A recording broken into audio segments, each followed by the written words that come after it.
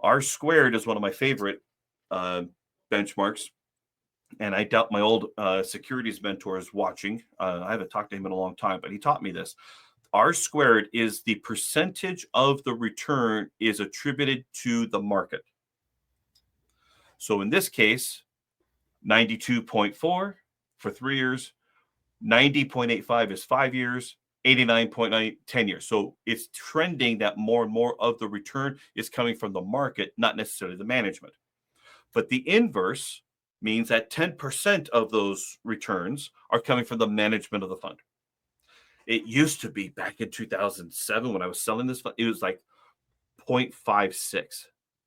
So it had in my opinion, a high talent index, which means that the management was really the ones generating the returns.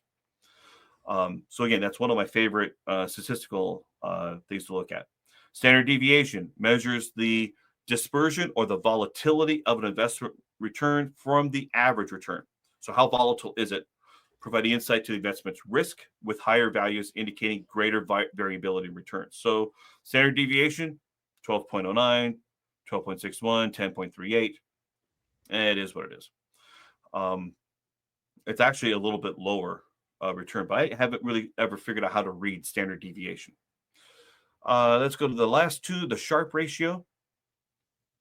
Sharpe ratio measures the risk-adjusted return of an investment by comparing the excess return basically over risk-free rate. So whatever the risk-free rate is, essentially whatever a treasury bill or a CD is paying, let's say right now it's like 4%. What is the risk-adjusted return to its standard deviation? And so that is saying 0.11. That's a pretty low number. So something's changed there because it used to be 0.36 and 0.42. So something's changed there.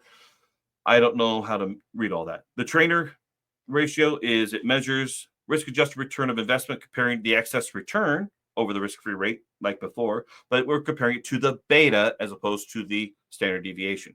So how much return is earned per unit of market risk? All right, that was a whole bunch of gobbledygook, but it's interesting to ask AI, what does all this stuff mean? And it tells you. And that's where I got that information from because I only memorized alpha, beta, and R squared. But if I was going to show it on the screen, I had to show like I knew stuff. So there's that. But here's the thing. All these statistics all come from gambling. If we think about it, all of it comes from gambling. How much, if I flip a coin in the air, how many times is it going to land heads? How many times is it going to land tails? Right? And those numbers are directly inverse to each other. That's where it all comes from. Now, let's get back to this part here. What's his name? Harry Markowitz was one who got the 1990 Nobel Prize in economics based on modern portfolio theory. But the theory is using risk-return statistics. You could do well with your portfolio by sticking to a given risk tolerance parameter.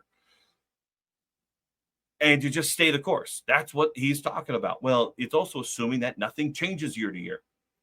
The risk-return model, this is the efficient frontier.